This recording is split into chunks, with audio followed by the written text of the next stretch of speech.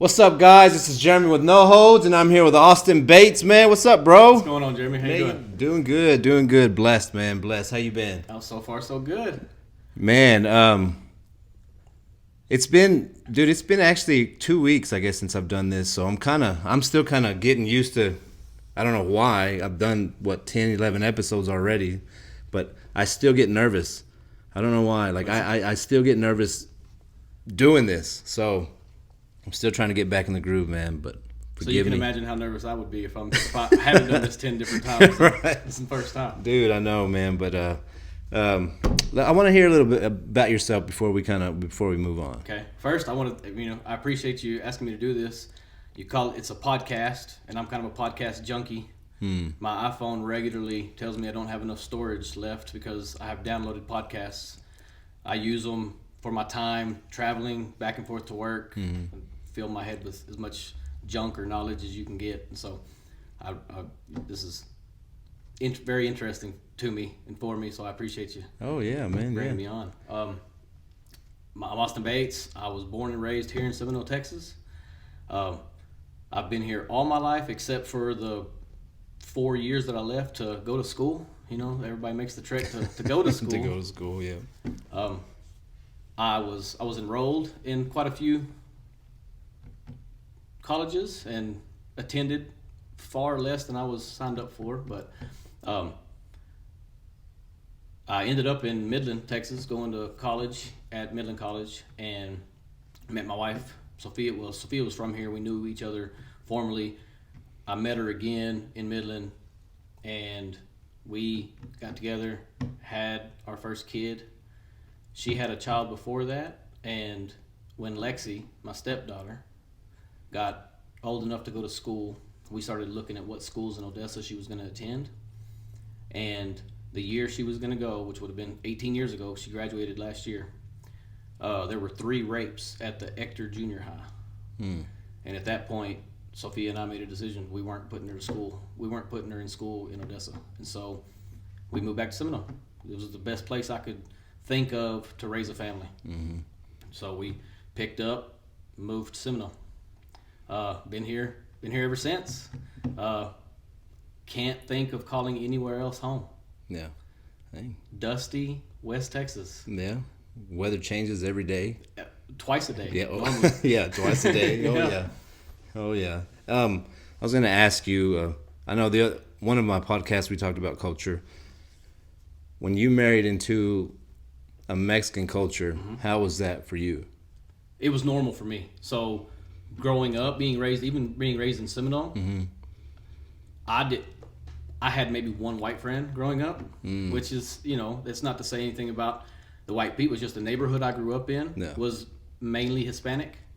And I don't know, I was kind of drawn to that culture early. I love the food. That's a given. But no, all the, everybody has those friends that their mom was mom, right? I have multiple friends here in town, Richard Alvarado and Adam Alanis and Robin Rios. I have multiple Hispanic friends that I grew up with here in Seminole that their moms were mom. When I went to their house, it was, hey, mom, and something cooking all the time. It was funny because growing up, all my Mexican friends, I wanted to eat at their house every day. And all my Mexican friends, they were like, what's your dad cooking? I'm like, man, we're having hot dogs. Like, oh, let's go to your house and eat. I'm like, no, man, I want homemade beans. They're like, I'm so sick and tired of beans and rice, I can't hardly stand it. I'm like, no, man, I'll eat right here. Give me about 30 minutes, and then we'll go to my house. Y'all can eat all you want. So I've been around that culture my entire life, so it was more natural to me. Matter of fact, me and Adam Alanis, he was my best friend growing up. When I was living in Midland, that's who I was living with. And we actually owned a house in Midland. That was the plan. That was our big plan was we were going to batch it our whole life. And we bought a house together. We were going to stay single, and we were just going to live the life. Yeah. So I had been around it. The things that people do. When we were living in Midland, we would regularly take trips down to Juarez. He had family in Ojinaga, so we'd go to Ojinaga every once in a while and hang out down in Mexico. I've always been kind of drawn to that culture. One thing my wife will tell you, and I tell her all the time, was I thought I was marrying a Mexican and then I ended up with a coconut. So there's no homemade tortillas. There's no, Dang. So Yeah. Oh yeah. my wife's an angel. I love her to death, but she's definitely no Mexican. But the family is, though. Oh, yeah, I know. absolutely. Yeah, the Yeah. family is for Yeah, sure. my in-laws and all my sister-in-laws and everybody, they're great. They're Yeah. fantastic people. Heck yeah. And then also, did you grow up, like, say, as a Catholic? Did you go to Catholic church here also, or no? No, I grew up early in my life. We didn't attend church. I was probably 8 years old before my parents decided to start taking us to church. My family has been Pentecostal. My grandmother was Pentecostal. My uncle was Pentecostal. When we decided to start going to church, that's the church we went to. It was the Pentecostal church. So I was raised Pentecostal. I did a lot of soul searching as I got older and as I came into my own, and I got into my rebellious stage, and kind of got to the point I'm a very inquisitive type person. So as I went through stages in my life, I visited just about every church you can think of. Having all kinds of Mexican friends, I spent many a night on Christmas Eve Mass in the Catholic Church. We'd go to morning mass with them. You stay the night at somebody's house. You're gonna wake up and go to church the next morning. So I'd been to tons of Catholic church, visited a lot of Baptist church, visited some non-denominational churches, looked into a lot of other religious sets, and landed on Pentecostal. So I'm back in a Pentecostal church. I've been there forever. That's the way I raised my family, and that's. Like, did they have a problem of going to a Pentecostal church, like, say, leaving the Catholic church and going to? So Sophia was never really Catholic. I mean, that's if she would have had to choose a church that they belonged to, she would have said Catholic. Yeah. But they weren't regular attendance. Oh, okay. They weren't. It wasn't an issue. It was more of the issue is going to church, much less more than a certain type of church. Yeah. Now, Pentecostalism can be harrowing for some people, especially if you're not accustomed to church, if you're not accustomed to the move of the Spirit, if you're not accustomed to things like that, if you're not accustomed to people randomly yelling out "preach" during the middle of a service, things like that. Yeah. It can be a little alarming for people that are new to it. But no, after going for a little while and those types of things, then they were fine with it. And they actually, Sophia and the girls go to an Assembly of God church here in town. The one on G, the one that Carlos and them attend. So. No, heck yeah, man. So how long have you been going? Since you were, I guess, little? Yeah, since I was about 8 years old. 8 years old. Yeah, and of course I was in and out. Of course, I shouldn't say everybody. I shouldn't speak in general terms, but for me, it was when I got to teenage years. I still had to go to church, right? My parents made it a point that I was going to go to church, but I wasn't living in any way as a churchly, God-fearing man. And then as I left the house, when I left and went to college, of course, I didn't have to go to church, so I didn't. Until I got old enough to realize, and it didn't take me long. It didn't take me very long at all. A couple years before I realized, man, I don't have to go to church. I need to go to church. Yeah. And so then that's when I started looking at some other things, making sure that what I was doing was the right thing, trying to justify to myself what I was doing was pleasing. Yeah. No, that's good, man. Heck yeah. I'm just gonna ask you a couple questions. Favorite color? Blue. Blue. Favorite book? This is gonna sound cliche, like I'm making it up. There's a book called Raising Girls by Dr. James Dobson. I'm a grown man raised by a country man with only a brother at the house. When I had a daughter and took on a stepdaughter, I have 2 other daughters other than those.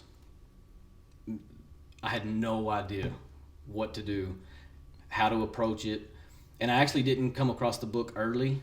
What happened was I had girls, and I love sports, love playing. I'm no athlete by any means, but I love to play. I love to coach youth sports. So before my girls were old enough to play, I have nephews that are old enough, so I coached them. And then I thought, well, I know how to coach boys. I'm a boy, played sports. I know that. I don't know how to coach girls. And so I had a coworker that had a daughter that was signed up for basketball, and she was going to coach. And I have no idea what I'm doing.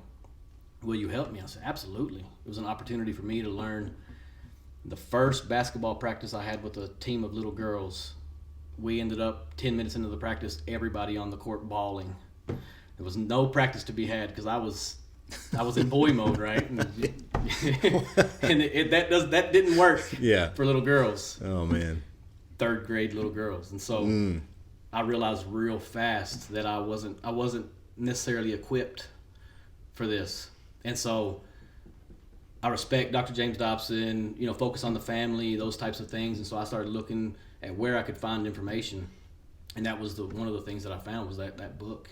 And in that book, there was a lot of testimonials from actual women about what their dads did or didn't do in their life and how it impacted them. And it's one of those things. Try to find all the time you can read, in busy lives we lead, sometimes that makes it impossible. So it took me a while to get through the book.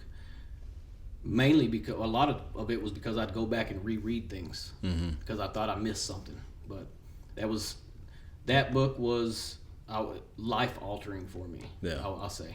Dude, you have to let me. You still have that book? Oh yeah. You have to let me use it, man, because I know how it is to have a stepdaughter, and then I also have another daughter, of course. But that'd be awesome. It's one of those books where it's been a big enough impact in my life. When other people have children, when they have girls, I regift it. I buy it and give them that book and say, you may want to read it, you may not be into books, you may not believe in it, but this thing helped me a lot.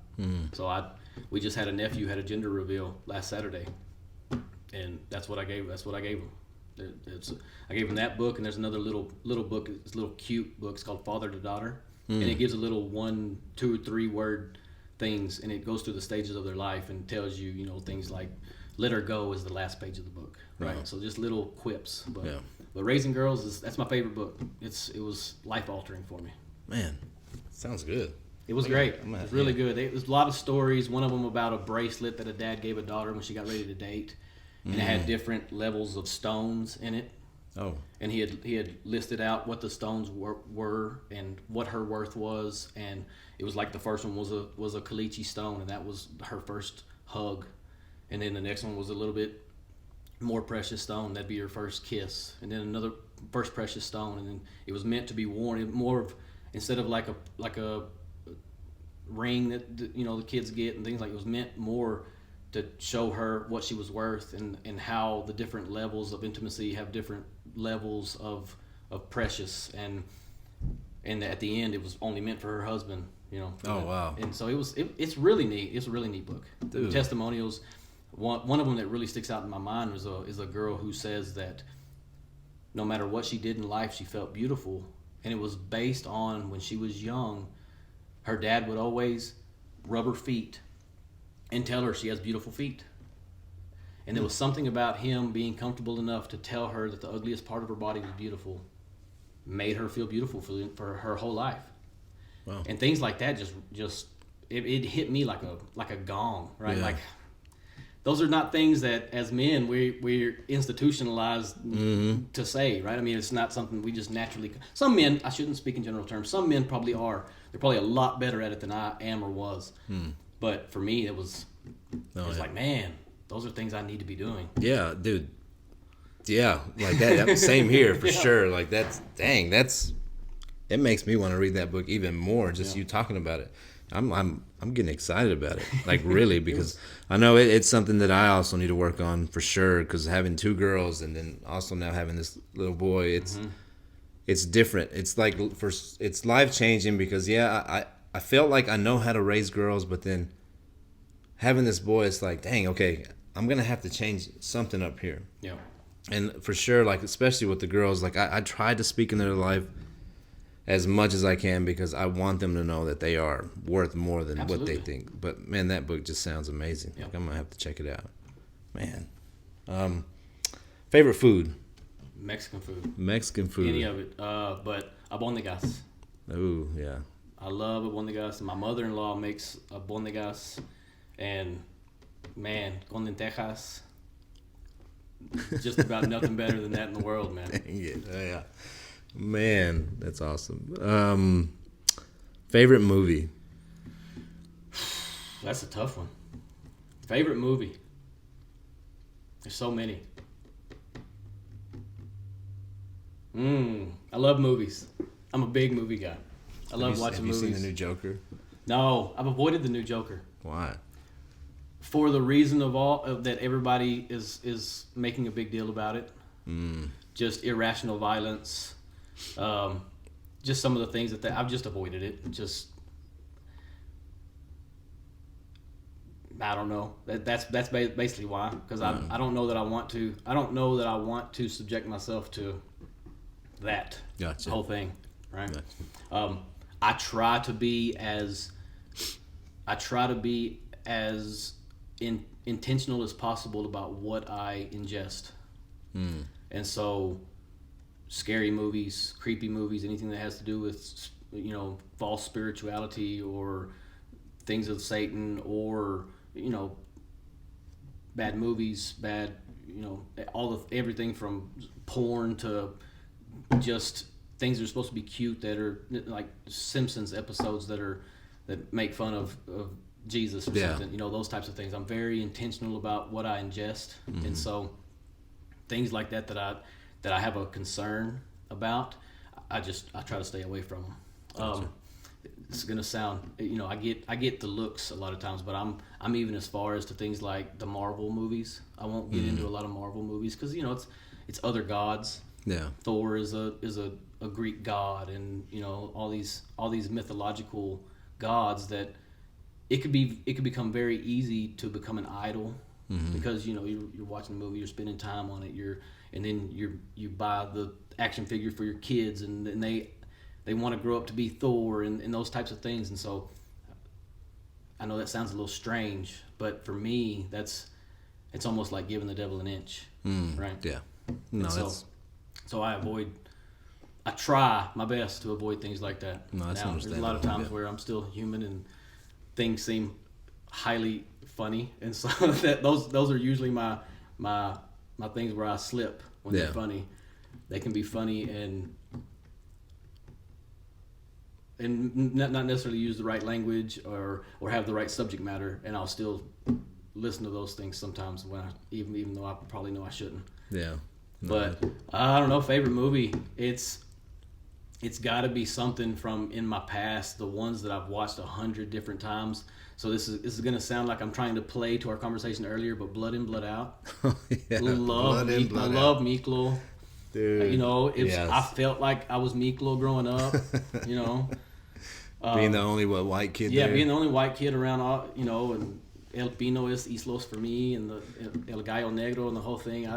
Blood In, Blood Out is one of my all-time favorites. Man, I haven't seen that, and it's been forever since I've seen that movie. But no, I remember that one for sure. Man, the best advice you've ever gotten? Best advice I've ever gotten. I've got a ton of advice in my life. I haven't always listened to all of it. Yeah. Best advice I've ever been given was take pride in what you do. I think that covers such a gambit of everything. We're told to everything we do with all of our strength, all of our power, all of our intent. And so having pride in what you do, whether that be work or parenting or any of it, if you're prideful about what it is, about the result that's coming out of it, you're going to do a good job. Yeah. If you don't have pride in what you're doing, you won't care what the result looks like. And so it'll come out mediocre. And so just have pride, not work hard, not shoot for the star, if you'll take pride in it, it'll turn out good. That's good. The worst advice you've ever received?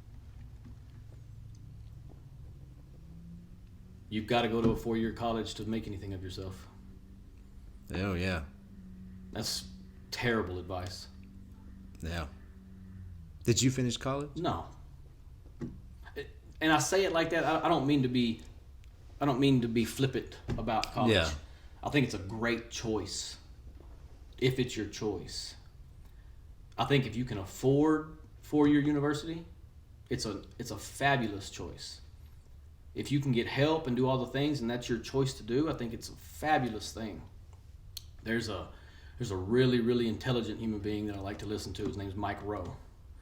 He does dirty jobs, and he does the jobs that no one wants to do, and he has all these TV shows, and he's also a commentator on a lot of news shows, and he has a podcast, and he does a lot of TED Talks.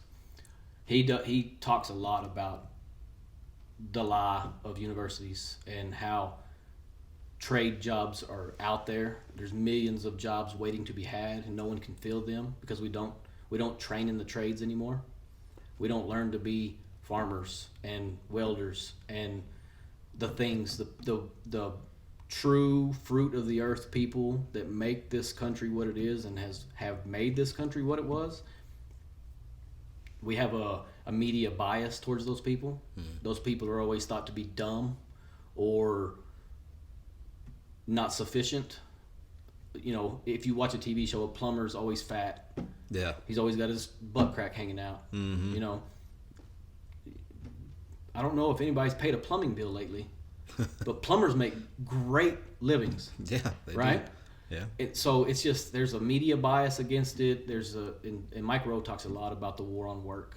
And I really respect what he has to say. He's a very, very intelligent human being.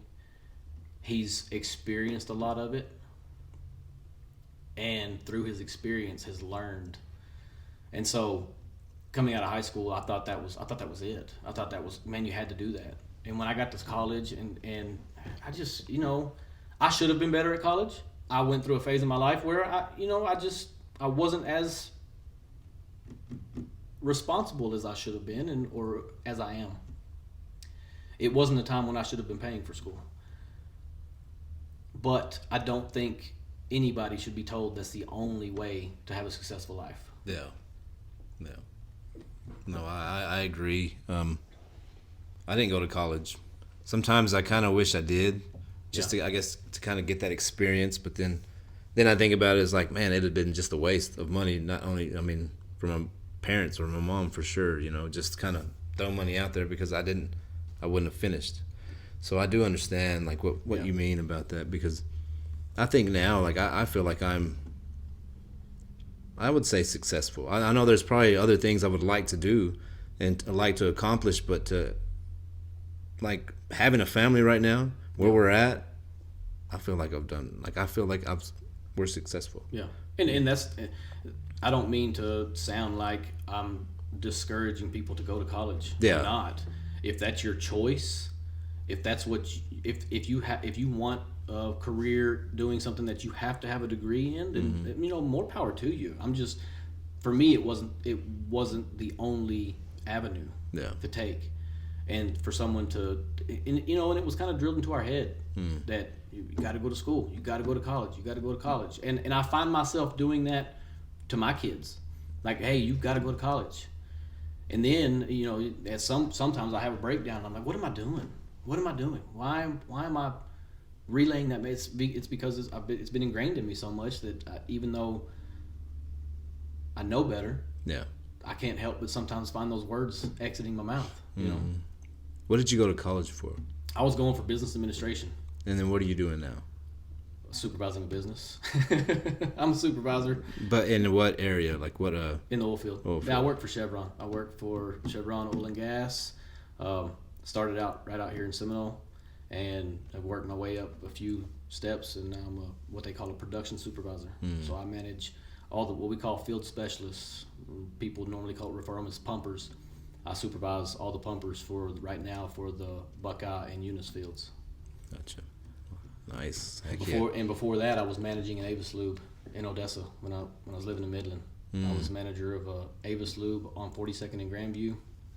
It was the fast oil change place, and so I knew that's what I wanted to do. Yeah. I knew I wanted to lead people. I knew I wanted to be in that type of role. That's why I went for business management. I just couldn't get through the school portion of it. Yeah. No. At that time in my life. No, it's understandable. I mean, you're still a teenager, a young adult. You know, I mean, of course, the choices you make back then, or you don't really think because you're not. It's like you don't have, not to say you don't have responsibility, but you think now, okay, I have a family. Yeah. So the choices you make now are going to affect Absolutely. your family. Yeah. So, no, that's understandable. If you can go back and talk to your teenage self, what advice would you give him?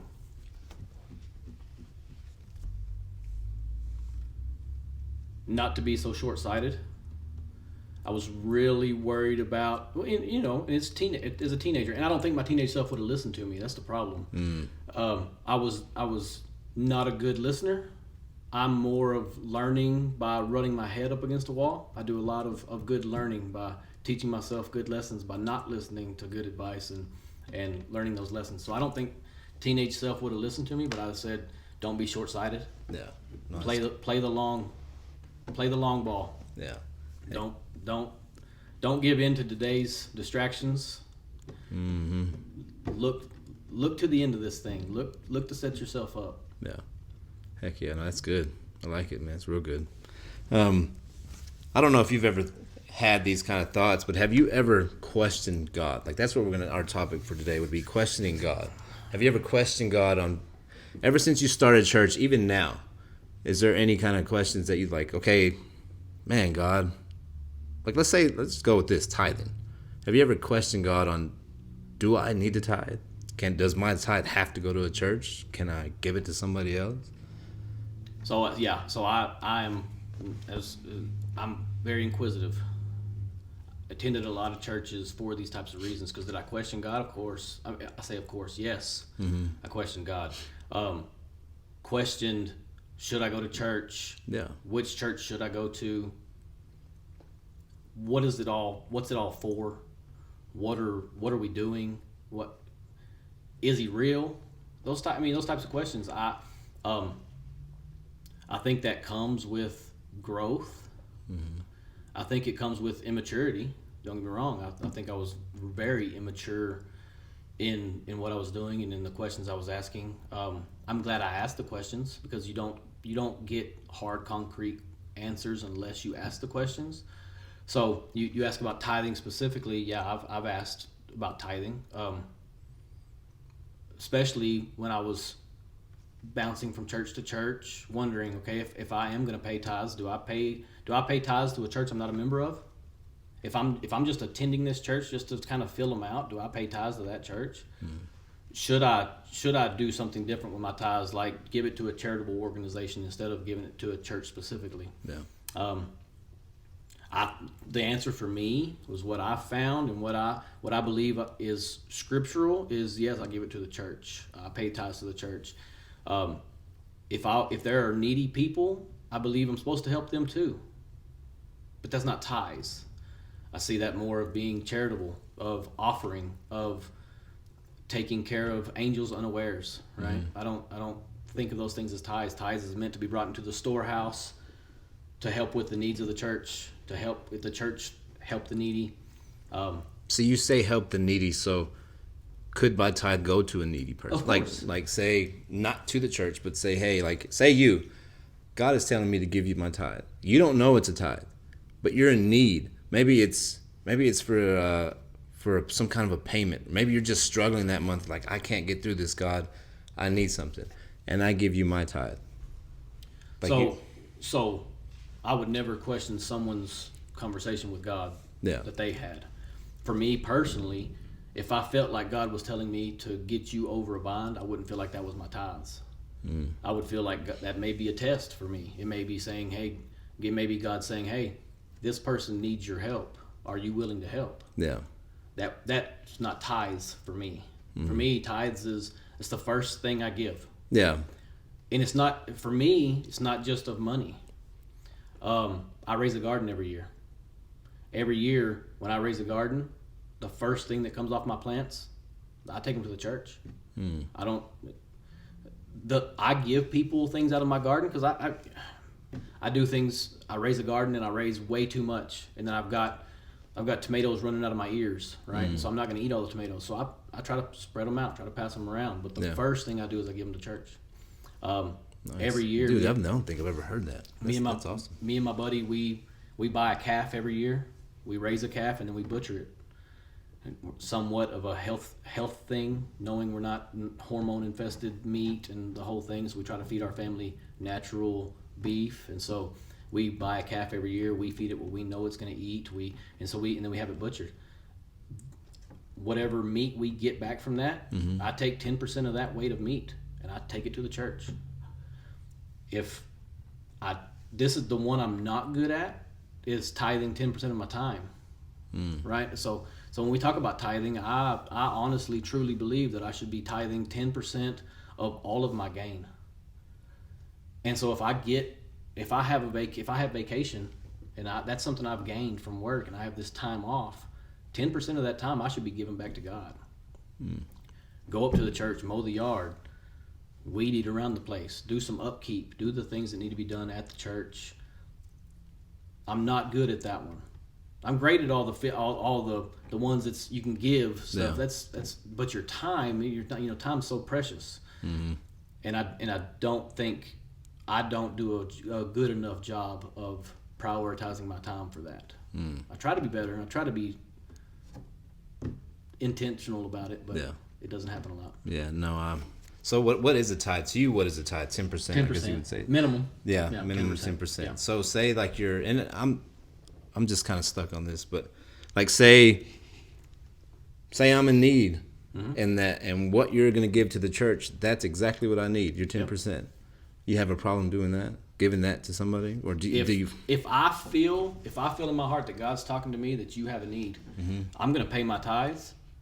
And then I'm going to follow God's leading and help you with what you need. Yeah, no, it's just because I know I've had plenty of conversations of where the tithes should go. So absolutely. That's why I was. Yeah, absolutely. And because I know a lot of people do there are people that don't believe like where a tithe should go, or it should go to the church, or it should do this, it should do that. And to me, it's just like I feel like wherever God is telling you to give it. Absolutely, and like I say, I wouldn't argue with anybody's conversation that they're having with God. There are a lot of beliefs one way or the other about tithes, whether you should tithe or not. Yeah. Whether tithing was only an Old Testament thing, and when Jesus came and he fulfilled the law, you're no longer under the law, so you don't have to. Should you tithe at all? And if you should tithe, where should you tithe? There's all kinds of beliefs and information out there. Yeah. One thing I always say to people that say that tithing was a law and Jesus fulfilled the law is that Abraham tithed before the law. Abraham tithed to Melchizedek after he went and defeated the 4 kings. And that was before the law was ever laid down by Moses. And so tithing was not a law commandment. Tithing was something set up.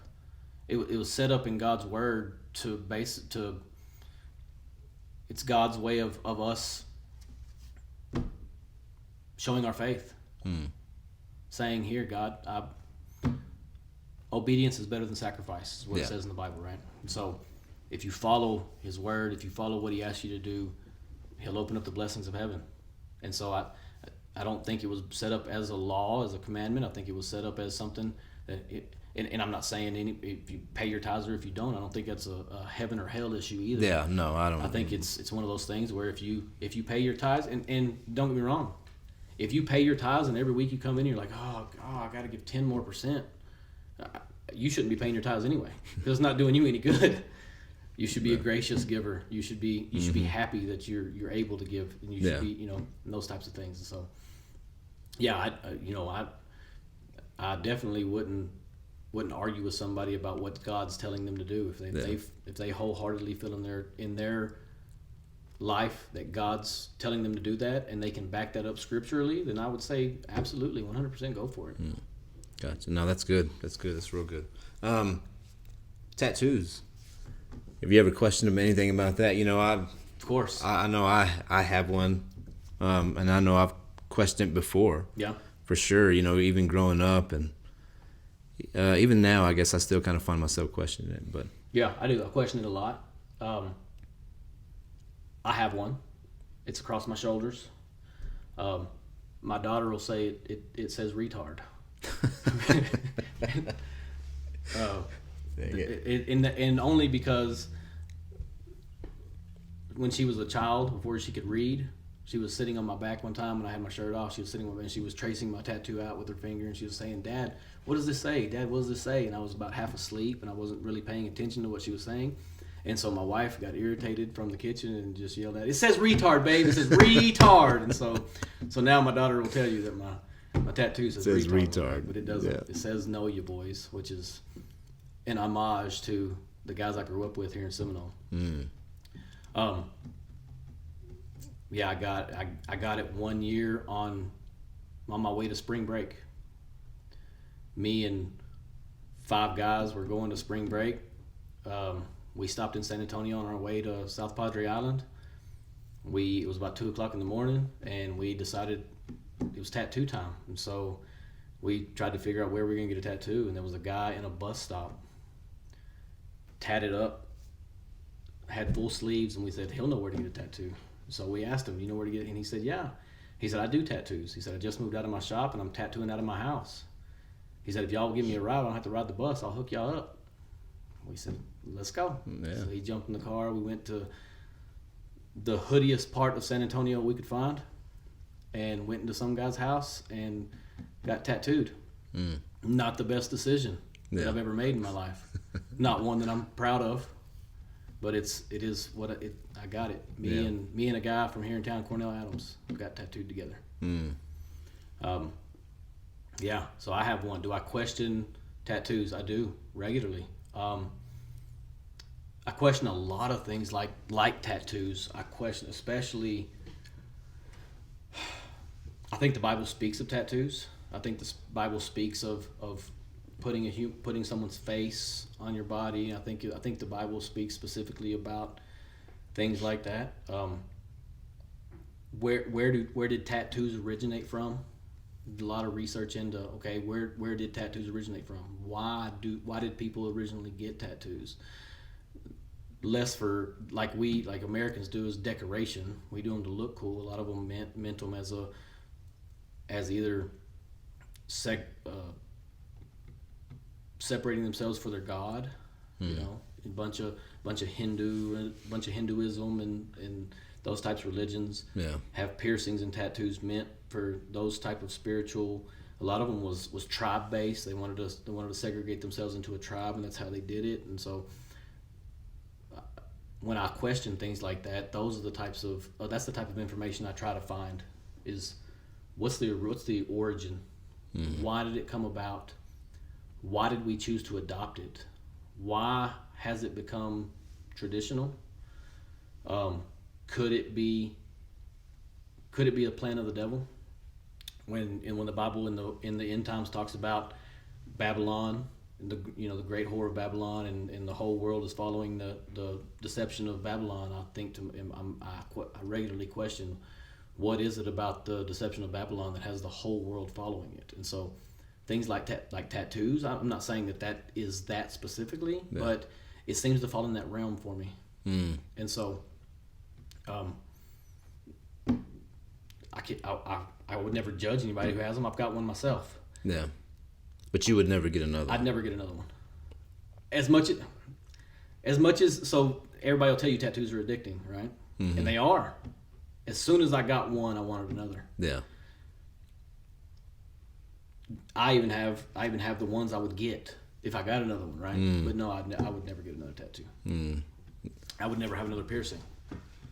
Both my ears are pierced. I don't wear earrings, and I would never pierce my ears again. Gotcha. Only because of what was the origins of ear piercing. People do it for a reason, and they started doing it for a reason.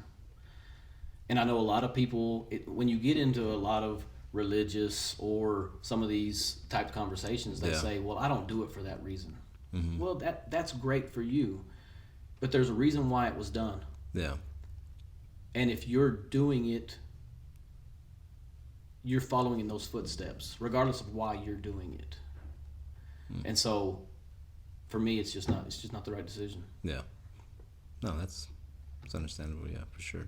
What about I know one thing that's pretty big is drinking. Yeah. You ever thought about asking why is it? Can I drink, God? Is it okay to drink? I mean, I know the Bible says don't get drunk with wine. Don't be a drunkard. Yeah. Yeah, but it also says if a man is old and on his deathbed, give him strong drink. You know, I think it sets the stage for us. Do you drink? No, I don't. I stopped drinking and smoking the day my first daughter was born. Less of a spiritual reason, more of a just a, I don't want to be that guy. I've got kids now. Yeah. I don't want to be that guy. Turned into a spiritual reason, turned into a very, religious type reason. I don't drink, I don't smoke. I still, we have gatherings at my house. The family comes over. The brother-in-laws want to have a beer. They can have a beer at my house. It's not something I'm just like, oh my, you can't even drink around me. I'm so much holier than that. That's not it at all. Yeah. I just choose not to for myself. Mm-hmm. I don't. You get into this conversation, and it's a really tough conversation to have, because I don't know that we really know the answer. I think it's a personal thing. I think you have to know what your limits are. You have to know if you're able to have a beer today and it not affect you. Yeah. You have to know if you're able to. So I'll say this. I say that to say this. They call liquor spirits for a reason, right? Like it's got a nickname of spirits for a reason, and they don't call it spirits for nothing. It has an impact on you, and it can impact your life, and it can impact your life negatively. Oh yeah. And so you have to know yourself. You have to know what's right for you. Mm-hmm. You have to. For me, everything comes down to you have to search the scriptures. You have to, and I don't think the scriptures are meant for personal interpretation. So you have to find the scriptures, and you can't just find the ones that sound like it's what tells me it's okay and go with those. Yeah. You've got to actually search for the right answer and come to the right answer that's right for you, and get help with that, and know what you're looking at, and study. And for sure. Because I know sometimes you just read just that one scripture, but you don't read anything before it, and you don't read anything after it. Yeah. It's just Absolutely. Like, oh, that's what it is right there. Okay. You can hear a lot of that. You can hear. I mean, if you want to go online and try to research something and try to learn something about anything, you can take anything out of context. Yeah. Anything can be taken out of context and used to prove your point or to disprove someone else's point. Yeah. It's a matter of doing real study, not looking for something to justify yourself, looking for the truth. There's a big difference there. Yeah. No, that's good. So questioning God, I know this is a big question. Why do, I guess, like, good people, why do bad things happen to good people? I know, like, let's say sickness. Yeah. You hear of like Christians, getting sick, maybe it's cancer or some kind of like deadly virus or something, and it's like, why? Like, what? I've had people talk to me about it. It's like, why is that though? Yeah. Like, if God is your protector, and He's your healer, why ain't you healed? Yeah. And it's just, well, what are your views on it? Oh, so that's a very intense question. So my views are, yes, those are very good questions. The questions that I think everyone should ask, and I think we should have an answer for it. Do you think there's an answer for every question? Of course, I do. I do. Kind of went off topic there. No, I do. I believe there's an answer, and I believe if you search and if you truly ask God to provide you an answer, He will provide you an answer. So, coming back to so that when people question God, that's typically when they do it, right? In a hard time. Yes. Yeah. That's the easiest time to question God is, why am I going through this? I've done everything I can I've done everything I know to do to live for you, and I'm still going through this hard time. Yeah. Why? So in the looking that I've done, in the study that I've done, in the research that I've done, it seems like hard times fall into 3 categories for me. You can be going through a test. You can be going through persecution, or you can be going through chastisement. And so when I say chastisement, I use those words because those are the words in the Bible, right? Like, who God loveth, He chasteneth. And that's equal to you're a parent. If your children are doing something that will harm themselves, you're going to get onto them, right? If you tell them don't go in the road, and they go in the road, you're probably going to scoop them up and spank them. That would be chastening them. Yeah. So who God loveth, He chasteneth. There's persecution. The Bible has examples over and over and over again of persecution of God's people. Yeah. God tells us we will be persecuted. God tells us that if we're persecuted for His name's sake, it's a great thing. It's something. If all men speak good of you, there's something wrong with your life, right? Yeah. And then there's tests. We go through tests, and tests are meant to make us stronger. I think tests happen, and I don't think we recognize. I think that's one thing that as Christians, I'm going to speak in general terms again, but I think for myself, and I think as Christians, I don't think we're good at discerning tests. I don't think we're good at discerning what is actually, I'll say, attacking us at the time we're going through a hard time. Oh, yeah. And so we may be going through a hard time, and we're just looking at it naturally, when it could be a spiritual thing. We could be being spiritually attacked, and we may be going through a spiritual test because God knows an attack is coming. He's trying to get us prepared for it. And so I don't think we do a good job of recognizing which form it's coming from. At the same time, I think as humans, I think we're terrible at that other realm, that spiritual realm type thought. And when I say that to say this. So if you're going through a test, I've been tested multiple times in my life. I've gone through hard times. I've gone through things where I've questioned and said, why am I did everything so for an example, with Chevron, I put in for a job. I put in for a job that I knew I was qualified for, and I knew I was the best candidate for, and I didn't get it. And I had prayed before to get it, and I had done all the things that I thought, man, this should be my job, and I didn't get the job, and I thought, and you can almost get mad and say, I did all the things that I was supposed to do, and I didn't get this job. God, what's the deal with that? Yeah. Well, 2 years later, I'm looking back on it, and I would have been miserable in that job. I would have hated that job, and God protected me from it. Yeah. At that time, I thought I was going through a hard time. And I was going through a blessing, and I didn't even know it. Yeah.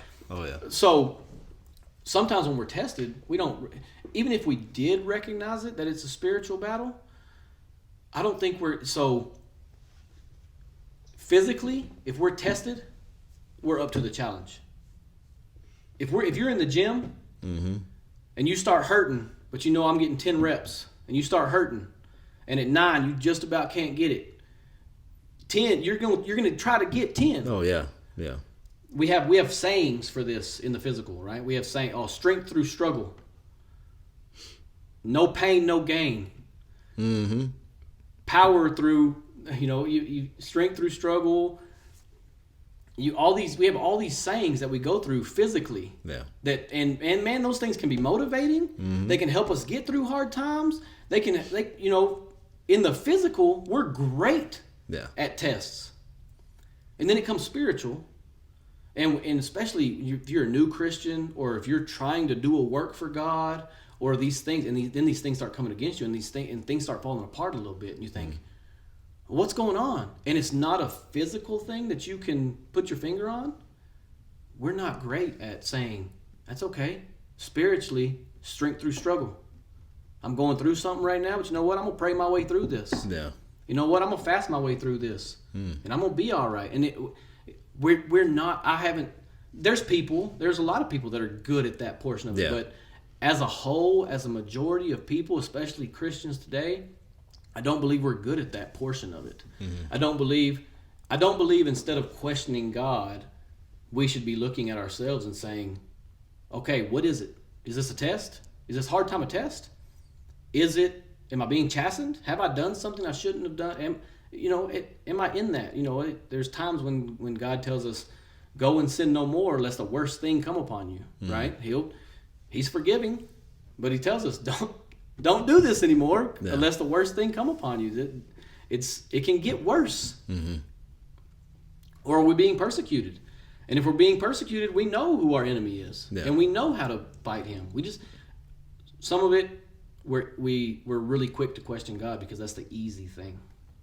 It's easy to look and say, well, if there's an almighty God, why isn't he dealing with this? Well, he very well could be dealing with it at the time. Yeah.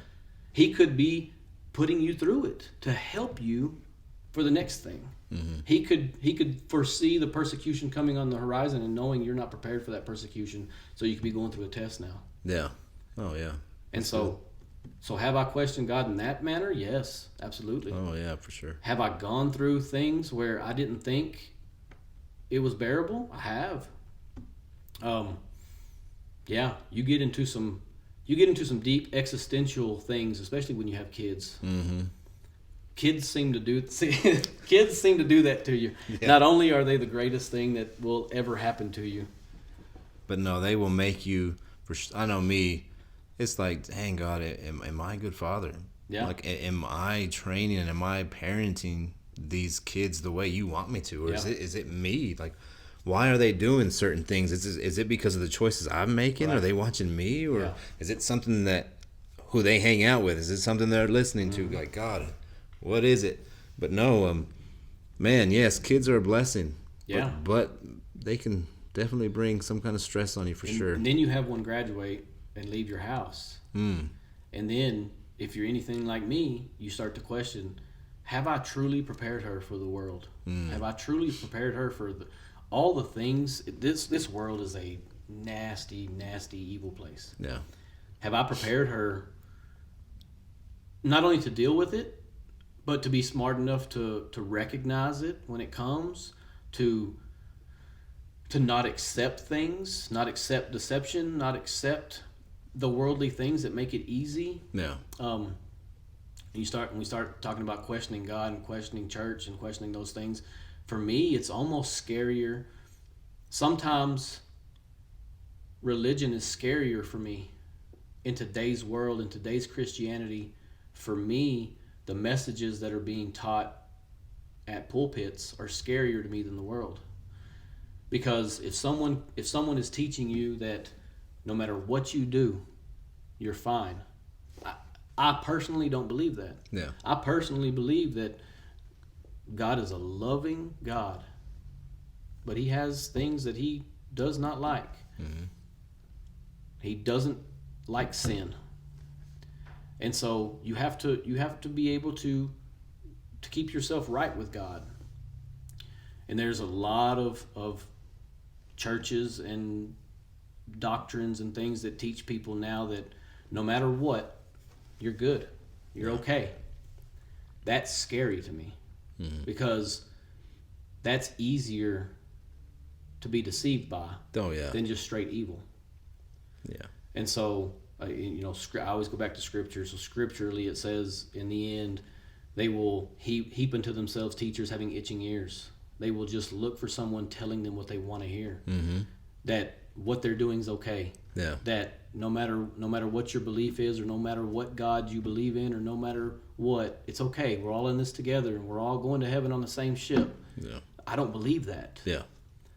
And so that when you have a child getting ready to leave your home, where this is my zone and I've got this, and when she comes home from school today and asks me questions, I can tell her the truth. I can tell her right from wrong. Mm-hmm. I can make sure she understands that. I can control what she's watching and who she's around. And, as much control as you can have. Yeah. We try to fool ourselves into thinking we have control when we don't, but we get to fool ourselves. Yeah. But when they leave, which don't get me wrong, they need to leave. And I know that's a part of it. And I know it's tough. Mm-hmm. It's tough. And it can put people like me through some things. Yeah. I know with one of my daughters, right, my oldest one, she was singing one of these, oh man, I can't remember what song it was. So I got to listening to it. I try to kind of keep up to date of what's out there, just so I know, like, music is, man, it can bring you down. It can bring joy. I mean, music can do anything to you. It can make you feel depressed. Yep. And so the music that she was listening to, it was just, she was singing it, but she had no idea what she was singing. Mm-hmm. So when I explained it to her, I said, "Do you know what they're singing?" And she was like, "Or do you know what they're rapping about?" And she's like, "No, I'm just rapping. I like the song." Yeah. It's like, man, well, they're talking about girls, but in a bad way. Mm-hmm. They're talking about drugs. They're talking about money. Mm-hmm. And I was explaining to her all this stuff, and she's like, "Dang, I didn't know that." So yeah, like if you pay attention to what's out there, to pay attention to the music, you'll know, like, okay, I need to stay away from that. Maybe I shouldn't be listening to that. Right. And the same thing with preachers, or just anybody that's out there. You can go anywhere, and people will talk to you about God. Yeah. But is it the truth? Yeah. And not always. No, it's not. It's not. Sometimes it's not. And yeah, and there are people that do it they have the right intentions and are still wrong. And then there are the people that don't have the right intentions and are doing it. And so it's that's a scary thought for me, and it's something that I've struggled with as my daughter left the house. Yeah, and see, man, I got 2 more years. Yeah. And then my daughter will leave the house. Yeah. And just knowing where she's at now, I'm like, okay, I need to get on the ball. It's tough. Yeah, it is very, very tough. Just to picturing her leave, man, you just made me think of it even more, talking about it. But dang it. One thing I did talk about too, this was on one of the other podcasts, was does God allow things to happen in your life? Yeah, does He allow, like, let's say, I know sickness isn't from the devil. I mean, from God, but it's from the devil. Does He allow that to happen? Does He allow, man, not to say death, but people have asked me, like, does God bring death? Which I know He doesn't. He's always God is life, enemy is death. Yeah. But people will say, well, in order for her to actually, or that person to receive a healing, wouldn't she have, like, now that she's dead, she's received her full healing? Like, what are your thoughts on that? So, I think as Christians we do a lot of that. I think we do a lot of making excuses for God and using cop-outs. Yeah. Right? Oh, yeah, for sure. Since she died, she didn't receive a healing. Now she's got her full healing. Well, yeah. She didn't get a healing. She received her spiritual body, which is great, and it's whole, and it's way better than her physical body. But her physical body wasn't healed. Her physical body died. Yeah. There's a reason why it died. And not to say that she was bad or she did something that caused it. I'm not saying that at all. No. Does God allow things? Does He allow sickness and things? Of course He does. You can, if you believe in Scripture, then you have to believe He does. Yeah, because Scripture tells us. Job. I mean, Job. And see, Job is like one of my. I love reading Job. Yeah. It's just everything he went through, and it's just like God is like, man, you can do whatever you want, and I guarantee you, He is not going to turn His back. You can do everything you want except kill him. Yep. Yeah. And Job lost his children. Yeah. Job lost all his possessions. Mm-hmm. Job lost his health. Yeah. And and like you said, he never turned away from God. He didn't have that same weakness that a lot of us have, and fall away and do the things they shouldn't do, like all of Job's friends tried to talk him into doing, like his wife tried to talk him into doing. Those types of things. So yes, I absolutely 100% believe God allows sickness. I think He allows sickness sometimes just so that He can prove He did. There's a story in the Bible with Jesus, and there was a blind man, and he was blind from birth, and Jesus heals the blind man, and they ask him, was this man blind because of something he did or something his parents did? And Jesus heals him, and Jesus said it was for the glory of God. So I think God allows things. I think He allows them for multiple reasons. Mm-hmm. I think, is there healing for everything? I truly believe there's healing for everything. I truly, honestly, 100% believe in healing. Mm-hmm. I believe that God would heal everything. Oh, yeah. Jesus healed them all. Anybody that Jesus came in contact with, there was never a story in the Bible where Jesus came across a blind man and said, well, can't get this one done. He healed them all. Yeah. Every time. So I 100% wholeheartedly believe there's a healing. Now, at the same time, there were people that died.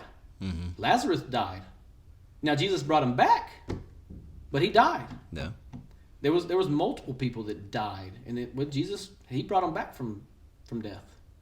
And so, I truly, honestly believe that the Scriptures are true. Mm-hmm. They tell us there's healing. We have to have faith. We have to follow the measures that are laid out in the Bible. We have to do the things. But I truly, honestly believe in healing. Oh yeah, for sure. So do I. I mean, have you ever been on a mission trip? Or I've never been on a mission trip. No, never witnessed the healing. I've witnessed healings. Yeah. Yeah. I've been in services where people were healed. Those types of things. Yeah. Yeah. Oh man, it's amazing.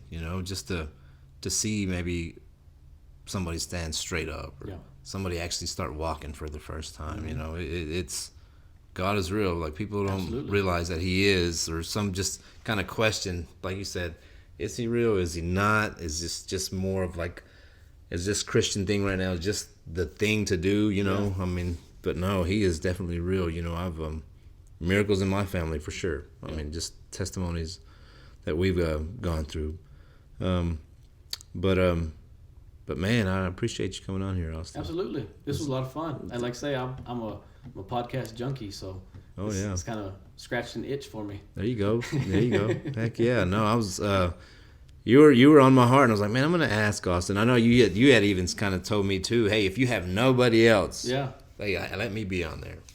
Which, I mean, there still are people, but I wanted you to be on here. It's just, I don't know, just getting to know you for sure. I know I'm gonna go ahead and just tell the story. I wasn't gonna tell it, but when I first met Austin, I guess it's been a while for sure, but there was one time where I guess he thought I was messing with Sophia.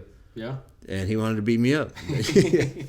Yeah, it was one of those. It was one of those times, challenging times in my life, when me and Sophia were going through some things, and I was actually not staying at the house, and we didn't know each other at the time. Yeah. We didn't know each other personally. We didn't know it, and of course I was still going by the house because I still had my kids in the house, and I was checking on the house, and I was checking on things, and I drove by my house one morning and saw this man walking out of my house, in the house that my children were staying in, and I gave in to my physicality, to my physical nature a little bit, and decided that wasn't what I thought needed to happen. And so, it was, those things happen, and and I've made a lot of mistakes in my life. Oh man, we made a lot. Yeah. And so they happened, and then after that we played flag football against each other. Then we played flag football with each other, and then from then on we've been. I mean, I've known you for a long. It's been a while now. I've known you for a long time. It has, man. I think, man, I moved here in maybe 07, 06 or something like that. It's been some, but I think it's been around there maybe. And then of course you're an Eagles fan. Oh yeah. Fly Eagles fly. Fly Eagles fly. There's not many of us here. EAGLES Eagles. And man. How'd that come about for you? I get this question all the time. I know you're the question asker, but how'd that come about for you? When Terrell Owens, when he went to the Eagles, and that's the year I think they went to the Super Bowl. Mm-hmm. Because Owens, I loved Owens, man. I liked Owens. And when he left the Niners and stuff, like I was a big 49er fan since elementary school. And I've always liked the Niners. And Jerry Rice, of course, was my favorite player. Well, after they got Owens, I started watching him and then watching what he was doing. I'm like, I like that dude. Yeah. Well, then he started being just kind of flashy dude, just out there, and it was like, dang. Well, he went to the Eagles. Dude, after that, I was like, I like the Eagles. Even after he left, I was like, I like the Eagles. And then Brian Dawkins for sure, man. And dude, and then when they got Vic, that was. What about you? How did you get? Growing up in West Texas as a nerdy, so you have to understand, when I was tiny growing up, I was 4'5" as a freshman in high school. Dang. And I had an old school Eagles jacket. So what worked for me is, growing up we didn't have cable. We didn't have we had an antenna, and so I could get 2, 7, 9, 34, and 66 on our TV. So on Sundays, you could watch the Cowboys play, and that's pretty much all we get on the TV, and that's all the football I could get. So we could watch the Cowboys. I learned real early in life that sports are terrible if everybody's playing on the same team or cheers for the same team. There's nothing enjoyable about that. No. Growing up in West Texas, everybody was a Cowboys fan, and so one Sunday I was watching football, and Randall Cunningham. Oh, dude, yes. Randall Cunningham. Just revolutionized the position. Him and Warren Moon, Yeah, oh yeah. There's no Lamar Jackson, there's no Michael Vick without Warren Moon, without Randall Cunningham. Yep, that's right. And so those guys, when I watching Randall Cunningham, then the trade with Herschel Walker, all those things, I was like, those are the ones. That's the ones. That's the ones. And so I bought one of those old blocky green and white and green zip up jackets, and I had an Eagles jacket, and I'd walk around the halls 4'5" with geeky glasses on, and and proudly wearing my Eagles jacket, and just everywhere I went, just caught all kinds of grief, which made it even better, right? Yeah. That's what made me a diehard Eagles fan because of all the grief. And then I'm at work, and of course, the Hispanic culture is deeply invested in either the Raiders, the Niners, or the Cowboys. Yes. In this area, the Cowboys. It is the Cowboys. And so when I'm at work, I'm surrounded by a lot of Hispanic culture, and man, week to week to week, it's Cowboys, Eagles, Cowboys. We've got it on our whiteboard at work. We've got the schedule, we've got the record, what record we predicted, and we're going through. The Miami thing killed me. Oh, dude, yes. It was time to take over the division. Oh my gosh, man. But then I think about it, I'm like, okay, at least we didn't lose to the Jets. Didn't lose to the Jets. Didn't lose to the Jets. And we didn't lose to the Bears. No, we didn't. But Cowboys have the Bears. But we did beat the Packers. We did. We did. But lost to the Falcons. And the Lions. The Lions I expected because our secondary was still hurt. They got a good passing game. I expected that. The Falcons that was the only win the Falcons had through like 7 weeks of the season. I know. Yeah, it hurt me to the core. Horrible. And even now, playing the Giants, Eli Manning comes back. Yep. Knowing he's gonna want to set his name up again. I'm Eli. Saquon in the backfield. Yeah, I know. I'm not comfortable at all as an Eagles fan. I mean, and it's a Monday night game. Yeah. So it's kind of like y'all have to do something. You've got to do something now. Yeah. Now. Like you needed to do something last week. Yeah, for sure. Yeah, and you let Miami score 30-something points on the defense, which the defense, everybody was pretty much healthy then, I think, now. We coming into the Miami game, that's what I was telling everybody. Our offense is weak right now. We're still shorthanded. We've got no Deshaun Jackson. We've got no Alshon's still not healthy. We're still weak, but our defense is legit. We've got everybody back. We're healthy. Our defense is legit, and we played a legit game against the Patriots. We played we played some good. The Seahawks. We did good. Played some good defensive games, and then Miami happened, and you let a punter throw a touchdown to a kicker, and just ruin your entire season. That was horrible. That sucked. I was mad, and then to hear that everywhere, ESPN. People like, how you gonna let a punter score? How you gonna let him throw a pat? Like, dude, I don't know. It's the Eagles. I don't play for them. Like, dang it, man. But no, we are gonna be praying for the Eagles right now. Yeah, that's right. They're gonna win out, and we're gonna make playoffs. There you go. I think we're even gonna go on that Super Bowl run. Yeah, we're the underdogs. Taking it all the way. Yeah, we gotta put the dog mask back on. Get the dog mask back out. Let's go. Hey, did you cry when they won? No. No? No. Do you know Dr. Gloyd? Yeah, yeah. I talked to him, and he was like, I cried. Yeah. I cried when they won. And I was emotional, but more hype. I wasn't crying, but it was just like, dude. I was more emotional about the loss of the Patriots when it happened in the Super Bowl. Oh, the first time. That one got me. Yeah. Because we're winning the game. We had it. We had T.O. We had the thing. It was done. We won. We were going to win that game. Yeah, it was. And then when we fell apart and lost it, I was more emotional about that. That Super Bowl that we won, you come into it and you think we're here. We made it here with Foles. Foles is Sam Bradford. Like, he's Sam Bradford reincarnated, right? There's never been two people in the NFL that have got paid more money to not play football than Sam Bradford and Nick Foles. They are the best contract getters ever, and then do nothing with it. But I mean, so we had Nick Foles. We're going into this playoff run. I'm like, I'm just happy. We've done as good as we could have done this year, and then we won again, and then we won again, and then next thing you know, we won the Super Bowl. And I didn't cry. I was ecstatic. I was like, what are we doing? Like, what are you even doing? Like, really, what are you doing winning a Super Bowl with Nick Foles under center? Yeah, that. But man, it was great. He went off though. Yeah. Oh yeah. I mean, he. The statue will be there forever. Dude, Philly. one thing but one thing that I kind of look back on too is whenever Foles, when he started, what year was it? When we lost to the Saints, and he went 20 touchdown ratios, 27-2 or something like that. I thought that's where we're winning. Yeah. And then losing to the Saints, I'm like, wow, why? Why? Just so we know, it was not a catch. Dez did not catch the ball. You got to throw that in. Hey, would Would Des Bryant help the Eagles? Right now? Yeah. Yeah. What about Antonio Brown? Yes. Which one would you get? Right now? Yeah. Hey, how much headache do you want to put up with? Of course, Antonio Brown. Oh, yeah. Just, sign him up. Would I sign him if I own the team? Would I sign him? No. Of course not. I'd rather lose every game than pay a guy like that.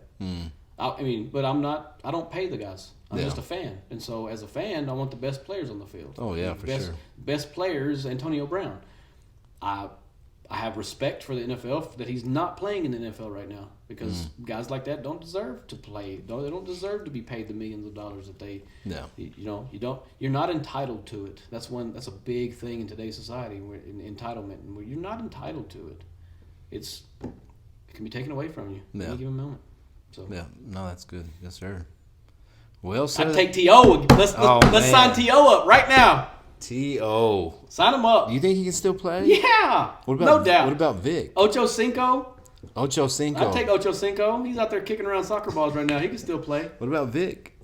I'd take Vic. Would you start him over Wentz?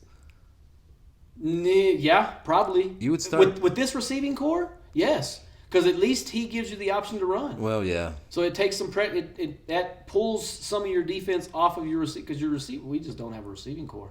Don't have anybody that can get open. You've got to have something happen for them to get open. You've got to have a breakdown of a play. You've got to have Wentz extending. It's the only time they get open. I think what hurt us is when Wentz got hurt. Now he's more hesitant. To extend those plays and to run, and it's kind of. It hurts for sure. Yeah, with this receiving core, with Deshaun Jackson, if he's healthy.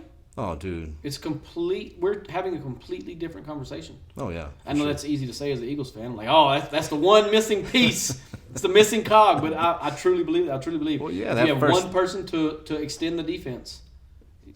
Yeah, that first game against the Redskins, dude. I mean, I don't think Wentz has ever thrown a ball like that. So, anyway, we'll see. We'll see what happens on Monday. If we win on Monday. If the Cowboys lose on Thursday and we win on Monday, I'm going into work Tuesday. Just letting them have it. Walking in like Conor McGregor. Letting them have it, buddy. There we go. Oh, yeah. Hey, but we still have to beat the Cowboys, though. I know. It's okay. We can do that. We better. Yeah, we can do that. Because the last game was horrible. I didn't like it. Yeah, our secondary was beat up. They were, but they were beat up. They were. But I'm just saying, it still makes me think of Miami. We were healthy. Yeah. We just overlooked Miami. We won't overlook Dallas. We would never overlook Dallas. Dang it. Better not. But anyway, that's all I got, man. All right. I think it was good today. You can follow me, of course, at No Holds on Facebook and Instagram. I don't have a Twitter. Well, I personally do, Jeremy S. Duran, but you don't have to follow that if you don't want to. You have any way that you don't have social media, do you? No, I don't do the social media thing. No social media. I stay disconnected. Gotcha. You stay pretty much keep to yourself. Podcasts and books. That's where I gather my information. That's good though. I think so. It's a better resource for me than if I had a Facebook or something. I'm afraid I'd be one of those people that was addicted to it and just constant scroll. I understand that for sure.